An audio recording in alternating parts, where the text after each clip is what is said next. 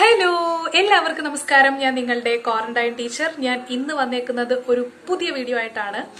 +1 ബയോളജിയിലെ digestion and absorption എടുത്തുകൊണ്ടിരിക്കുകയായിരുന്നു. അതിൽ digestion in the oral cavity അല്ലെങ്കിൽ ബൾക്കൽ cavity ഞാൻ എടുത്തിട്ടുണ്ടായിരുന്നു. ഇനി എടുക്കാനുള്ളത് ഡൈജഷൻ ഇൻ ദ സ്റ്റൊമക്ക് ആണ്. അപ്പോൾ ആ ഒരു പോർഷൻ എടുക്കാനാണ് ഞാൻ ഇന്ന് നിങ്ങളുടെ മുമ്പിൽ വന്നിരിക്കുന്നത്. അപ്പോൾ നിങ്ങൾ ഈ ചാനൽ ആദ്യമായിട്ടാണ് കാണുന്നതെങ്കിൽ ഒന്ന് സബ്സ്ക്രൈബ് ചെയ്തേക്കൂ. അതുപോലെ തന്നെ ബെല്ലൈക്കൺ ഒന്ന് ക്ലിക്ക് ചെയ്തേക്കൂ. ഈസി ആയിട്ട് നോട്ടിഫിക്കേഷൻസ് ഒക്കെ കിട്ടുന്നതായിരിക്കും. ഇനി നമുക്ക് ക്ലാസ്സിലോട്ട് പോകാം. ക്ലാസ്സിലോട്ട് പോകുന്നതിന് മുൻപ് ഒരു കാര്യം എനിക്ക് പറയാനുണ്ട്. ഞാനൊരു പോൾ ഇട്ടിട്ടുണ്ടായിരുന്നു ഈ ഇടയ്ക്ക്. അതായത് ഏത് ചാപ്റ്ററാണ് ഞാൻ ഇനി അടുത്തെടുക്കാൻ പോകുന്നതെന്ന് പറഞ്ഞിട്ട് ഞാൻ ചുമ്മാ ഇട്ടതാണ്. അപ്പോൾ ഒരുപാട് പേർക്ക് എനിക്ക് മനസ്സിലായി, ഒരുപാട് പേർക്ക് ചാപ്റ്റേഴ്സ് ആവശ്യമുള്ളവരുണ്ട്, വേറെ ചാപ്റ്റേഴ്സ് ആവശ്യമുള്ളവരൊക്കെ ഉണ്ട്. അപ്പം ഞാൻ ഡൈജഷൻ ആൻഡ് അബ്സോർപ്ഷൻ ആയിരുന്നു കുറച്ച് പേര് ഇട്ടിട്ടുണ്ടായിരുന്നു. ഞാൻ അത് ഉദ്ദേശിച്ചാണ് ഇട്ടത്. അപ്പോൾ കുറച്ച് പേര് ഫോട്ടോസിന്തസിസ് വേണമെന്ന് പറഞ്ഞിട്ടുണ്ടായിരുന്നു, പിന്നെ റെസ്പിറേറ്ററി സിസ്റ്റം, അനിമൽ കിങ്ഡം ഒക്കെ പറഞ്ഞിട്ടുണ്ടായിരുന്നു. അതുകൊണ്ട് തന്നെ ആ ചാപ്റ്റേഴ്സ് ആ ഓർഡറിൽ തന്നെ ഞാൻ നിങ്ങൾക്ക് എടുത്തു തരുന്നതായിരിക്കും. അപ്പോൾ ഇനി നമുക്ക് ക്ലാസ്സിലോട്ട് പോകാം.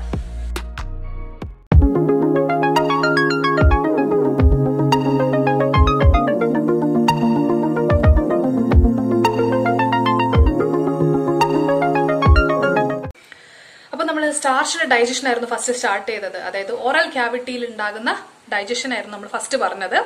അതായത് സ്റ്റാർച്ചിന്റെ ഡൈജഷൻ മാത്രമേ നടക്കുന്നുള്ളൂ അവിടെ. അതും 30% സ്റ്റാർച്ചാണ് അവിടെ ഡൈജസ്റ്റ് ചെയ്യപ്പെടുന്നത്. സലൈവറി അമിലേസ് വെച്ചിട്ടാണ്. 6.8 pH ആണെന്നൊക്കെ നമ്മൾ പഠിച്ചു.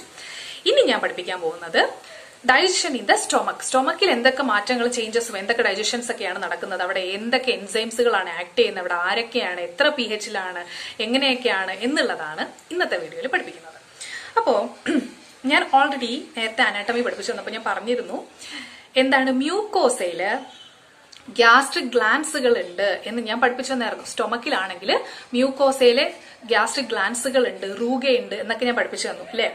അത് തന്നെ സംഭവം. The mucosa of the stomach has gastric glands. The gastric glands have 3 major type of cells. അപ്പോ ഗ്യാസ്ട്രിക് ഗ്ലാൻസുകൾ ഉണ്ട്. ഈ ഗ്യാസ്ട്രിക് ഗ്ലാൻസിൽ 3 ടൈപ്പ് സെൽസുകൾ നിങ്ങൾക്ക് കാണാൻ സാധിക്കും. എന്തൊക്കെയാണ് ആ 3 ടൈപ്പ് സെൽസുകൾ എന്നുള്ളതാണ് നമുക്ക് ഇമ്പോർട്ടന്റ് ആയിട്ട് പഠിക്കാനുള്ളത്. First one, mucus neck cells. അതിന്റെ പേര് പോലെ തന്നെ മ്യൂക്കസ് നെക്ക് സെൽസ്. അപ്പൊ എന്തായിരിക്കും പ്രൊഡ്യൂസ് ചെയ്യുന്നത്? മ്യൂക്കസ് തന്നെയായിരിക്കും. Second cell, peptic or chief cells. അതെന്താണ് പ്രൊഡ്യൂസ് ചെയ്യുന്നത്? പെപ്സിനോജൻ പ്രൊഡ്യൂസ് ചെയ്യുന്നു. ഓക്കെ, ഫസ്റ്റ് സെൽ എന്തായിരുന്നു? Mucus neck cells, mucus produce ചെയ്യുന്നു. രണ്ടാമത്തെ type cell peptic or chief cell. അതായത് പെപ്റ്റിക് എന്നുള്ള സെൽ പെപ്റ്റിക് സെൽ എന്നും പറയും, ചീഫ് സെൽ എന്നും പറയും. അങ്ങനെ ഈ സെൽ എന്ത് പ്രൊഡ്യൂസ് ചെയ്യുന്നു? പെപ്സിനോജൻ പ്രൊഡ്യൂസ് ചെയ്യുന്നു. അപ്പൊ ഞാൻ ഒരു കാര്യം ഇടയ്ക്ക് കയറി പറയട്ടെ. ഈ പെപ്സിനോജൻ പ്രോ എൻസൈം പെപ്സിനോജൻ എന്നാണ് എഴുതിയിരിക്കുന്നത്. പ്രോ എൻസൈം എന്ന് പറഞ്ഞു കഴിഞ്ഞാല് ഈ പെപ്സിനോജൻ അതിന്റെ ആക്റ്റീവ് ഫോമിലല്ല ഇരിക്കുന്നത്, ഇനാക്റ്റീവ് ഫോമിലാണ്. അതിന് ഒന്നിനെയും കൺവേർട്ട് ചെയ്യാനുള്ള കഴിവ് ഇപ്പൊ അതിനില്ല. അതുകൊണ്ടാണ് അതിന്റെ പ്രോ എൻസൈം എന്ന് പറയുന്നത്. ഇത് ചില കണ്ടീഷനിൽ ചില ആൾക്കാർ വരുമ്പോ ഈ പെപ്സിനോജൻ ആക്ടിവേറ്റ് ഫോമിലോട്ട് മാറും. ഓക്കെ, ഇപ്പൊ ഇതിരിക്കുന്നത് ഇനാക്റ്റീവ് ഫോമിലാണ്. അതുകൊണ്ടാണ് അതിനെ പെപ്സിനോജൻ എന്ന് പറയുന്നത്. ഓക്കെ, മനസ്സിലായല്ലോ. ഇനി മൂന്നാമത്തെ type cells, parietal cells or oxyntic cells. ഈ സെൽസുകൾ എന്ത് ചെയ്യുന്നു? HCl, ഹൈഡ്രോക്ലോറിക് ആസിഡ് പ്രൊഡ്യൂസ് ചെയ്യുന്നു. അതുപോലെ തന്നെ ഇൻട്രിൻസിക് ഫാക്ടറിനെയും പ്രൊഡ്യൂസ് ചെയ്യുന്നു. അപ്പൊ 3 ടൈപ്പ് സെൽസുകൾ നമ്മൾ പഠിച്ചു. ഹൈഡ്രോക്ലോറിക് ആസിഡ് പ്രൊഡ്യൂസ് ചെയ്യുന്നു. ഓക്കെ, നിങ്ങൾക്ക് മനസ്സിലായി. എന്താണ് ഇൻട്രിൻസിക് ഫാക്ടർ? ഈ ഇൻട്രിൻസിക് ഫാക്ടർ കൊണ്ടുള്ള നമ്മുടെ ഗുണം, നമ്മുടെ ബോഡിയിൽ ഉണ്ടാകുന്ന ഗുണം എന്താണ്? Intrinsic factors are the factors which essential for the absorption of vitamin B12. നമ്മുടെ ബോഡിക്ക് വൈറ്റമിൻസ് ആവശ്യമാണ്.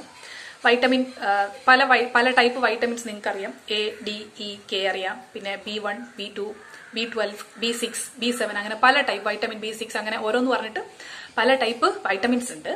അതിൽ ഏറ്റവും ഇമ്പോർട്ടന്റ് ആയിട്ടുള്ള ഒരു വൈറ്റമിൻ ആണ്, നമ്മുടെ ബോഡിക്ക് ആവശ്യമായിട്ടുള്ള ഒരു വൈറ്റമിൻ ആണ് vitamin B12.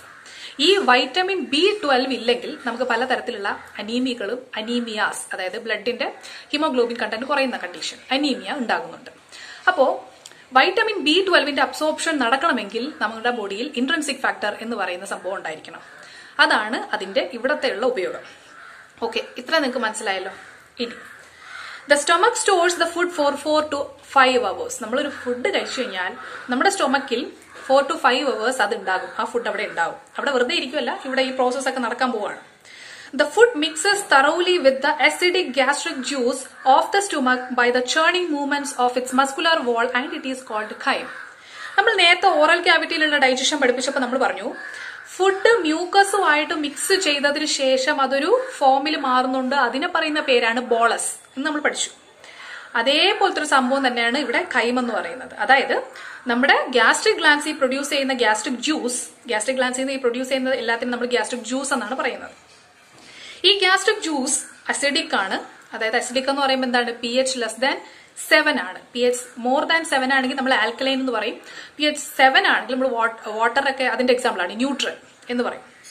Okay, acidic gastric juice അതുപോലെ തന്നെ മ്യൂക്കോസയിലുള്ള ആ വാൾസിന്റെ കോൺട്രാക്ഷൻസ്, മൂവ്മെന്റ് കാരണം എന്ത് സംഭവിക്കുന്നു, അവിടെ പ്രോപ്പർ ആയിട്ടുള്ള ഫുഡിന്റെയും ഈ ഗ്യാസ്ട്രിക് ജ്യൂസും തമ്മിലുള്ള മിക്സിംഗ് നടക്കുന്നു.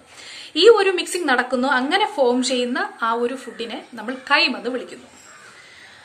The proenzyme pepsinogen on exposure to hydrochloric acid get converted into the active enzyme pepsin. അപ്പൊ ഞാൻ പറഞ്ഞു പെപ്സിനോജൻ എന്ന് പറയുന്നത് ഒരു ഇനാക്റ്റീവ് എൻസൈം ആണ്. ഞാൻ പറഞ്ഞു തന്നു ഈ പെപ്സിനോജൻ നമ്മുടെ ആരാണ് ഹൈഡ്രോക്ലോറിക് ആസിഡ് പ്രൊഡ്യൂസ് ചെയ്യുന്നത്, ഓക്സിൻഡിക് സെൽസ്. ഈ ഓക്സിൻഡിക് സെൽസ് പ്രൊഡ്യൂസ് ചെയ്യുന്ന ഹൈഡ്രോക്ലോറിക് ആസിഡുമായിട്ട് ഈ പെപ്സിനോജൻ കോണ്ടാക്റ്റിൽ വരുമ്പോൾ പെപ്സിനോജൻ ആക്ടിവേറ്റ് ആകുന്നു. പെപ്സിനോജൻ ആക്ടിവേറ്റ് ആയി, ഇനാക്റ്റീവ് സ്റ്റേറ്റ് ആയിരുന്ന പെപ്സിനോജൻ ആക്ടിവേറ്റ് ആയി പെപ്സിൻ എന്ന് പറയുന്ന ആക്റ്റീവ് ഫോമിലോട്ട് മാറുന്നു. മനസ്സിലായല്ലോ? Okay. Pepsin converts proteins into proteoses and peptones അല്ലെങ്കിൽ പെപ്റ്റൈഡ്സ്. അപ്പോൾ ഇനിയാണ് നമ്മുടെ ഡൈജഷന്റെ ഒരു പോർഷനിൽ സ്പ്ലിറ്റിംഗ് നടക്കുന്നത്. എന്താണ്? പ്രോട്ടീൻസിനെ ഈ പെപ്സിൻ വന്നിട്ട് പെപ്റ്റിയോസസ് അല്ലെങ്കിൽ പെപ്റ്റൈഡ്സ് എന്നുള്ള ചെറിയ ചെറിയ മോളിക്യൂൾ ആയിട്ട്, പെപ്റ്റിയോസസ് അല്ലല്ലോ, പ്രോട്ടിയോസസ് ആൻഡ് പെപ്റ്റൈഡ്സ് എന്നുള്ള ചെറിയ ചെറിയ മോളിക്യൂൾസുകളായിട്ട് മാറ്റുന്നു. ഞാൻ തന്നെ ഓരോ പേരിടുകയാണെന്ന് കേട്ടോ. പ്രോട്ടിയോസസ് ആൻഡ് പെപ്റ്റൈഡ്സ് ആയിട്ടാണ് മാറ്റുന്നത്, അല്ലെങ്കിൽ പെപ്റ്റോൺസ് ആയിട്ടാണ് മാറ്റുന്നത്. അത് ചെറിയ ചെറിയ മോളിക്യൂൾസ് ആണ്. അപ്പം പ്രോട്ടീൻസിന്റെ ഡൈജഷൻ എവിടെയാണ് നടക്കുന്നത്? സ്റ്റൊമക്കിലാണ് നടക്കുന്നത്. Okay. The mucus and bicarbonates present in the gastric juice play an important role in lubrication and protection of the mucosal epithelium from excoriation by the highly concentrated hydrochloric acid. Okay. ഒരു വലിയ sentence എഴുതിയിട്ടുണ്ട്. അതിന്റെ സംഭവം ഇത്രയേ ഉള്ളൂ. നമ്മുടെ സ്റ്റൊമക്കിനകത്ത് gastric juice produce ചെയ്യുന്നുണ്ട്. അപ്പൊ ഞാൻ പറഞ്ഞു അത് അസിഡിക് ആണെന്ന് പറഞ്ഞു. അസിഡിക് ജ്യൂസ് പ്രൊഡ്യൂസ് ചെയ്തിട്ടും നമ്മുടെ സ്റ്റൊമക്കിന് എന്താ ഒന്നും പറ്റാത്തെ? നമ്മുടെ സ്റ്റൊമക്ക് നശിച്ചു പോവേണ്ടതല്ലേ? കാരണം ഇത്രയും ഹൈ അസിഡിക് ആയിട്ടുള്ള സംഭവം വന്നിട്ട് ആസിഡ് വരുമ്പോഴത്തേനും നമ്മുടെ സ്റ്റൊമക്ക് സ്വാഭാവികമായിട്ട് നശിച്ചു പോവേണ്ടതാണ്. എന്തുകൊണ്ട് സ്റ്റൊമക്കിനൊന്നും കഴിയുന്നില്ല? അതിന്റെ ആൻസർ ആണ് ഞാനിപ്പോ വായിച്ച സെന്റൻസ്. അതായത് നമ്മുടെ ബോഡിയിൽ എന്തുണ്ട്? മ്യൂക്കസ് നെക്ക് സെൽസിന്റെ കാര്യം കൂടി ഞാൻ പറഞ്ഞായിരുന്നു. മ്യൂക്കസ് പ്രൊഡ്യൂസ് ചെയ്യുന്നുണ്ട്, ബൈകാർബണേറ്റ് അയോൺസും പ്രൊഡ്യൂസ് ചെയ്യുന്നുണ്ട്. അപ്പൊ ഈ മ്യൂക്കസും അതുപോലെ തന്നെ ഈ ബൈകാർബണേറ്റ് അയോൺസും നമ്മുടെ എന്ത് ചെയ്യുന്നു? നമ്മുടെ സ്റ്റൊമക് വാളിനെ, മ്യൂക്കോസിനെ പ്രൊട്ടക്ട് ചെയ്യുന്നു. അപ്പൊ നമ്മുടെ അസിഡിക്കിന്റെ ആക്ഷൻ അവിടെ നടക്കുന്നില്ല. അതുകൊണ്ടാണ് നമ്മുടെ സ്റ്റൊമക്കിന് ഇത്രയും ഹൈ pH ആയിട്ടുള്ള 1.8 ഒക്കെയാണ് ഹൈ pH ആയിട്ടുള്ള ആസിഡ് പ്രൊഡ്യൂസ് ചെയ്തിട്ടും നമ്മുടെ സ്റ്റൊമക്കിനൊന്നും പറ്റാത്തതിന്റെ റീസൺ. ഓക്കെ, ഒന്നുകൂടെ ഞാൻ ആ സെന്റൻസ് വായിക്കാം. The mucus and bicarbonate ions present in the gastric juice play an important role in the lubrication and protection of the mucosal epithelium from excoriation by the highly concentrated hydrochloric acid. അപ്പോൾ ഈ ഒരു sentence അടയാളപ്പെടുത്തി തന്നെ ഇട്ടുള്ളൂ. ഇത് entrance point എന്നുള്ളതല്ല, അതിനേക്കാൾ ഒരു state exam board point ആണിത്. Hydrochloric acid provides the acidic pH 1.8. ആ pH എൻട്രൻസ് പോയിന്റ് ആണ്. Optimal for pepsins. ഇനി നമ്മൾ പുതിയതായിട്ട് ഒരാളെ പഠിക്കാൻ പോകുന്നുണ്ട്, റെനിൻ. RENIN. അത് ജസ്റ്റ് ഒന്ന് മാർക്ക് ചെയ്തോളൂ. കാരണം 2 റെനിൻ നമ്മൾ പഠിക്കുന്നുണ്ട് ഈ ഒരു കോഴ്സിൽ. RENIN-ഉം RENNIN-ഉം. RENIN വരുന്നത് നമ്മൾ കിഡ്നിയൊക്കെ പഠിക്കുമ്പോഴത്തേനാണ് നമ്മൾ പഠിക്കുന്നത്. RENNIN നമുക്ക് ഇപ്പൊ പഠിക്കാം. അത് കുഞ്ഞു ബേബീസിലൊക്കെ ഇൻഫൻസിലൊക്കെ കാണുന്നതാണ്.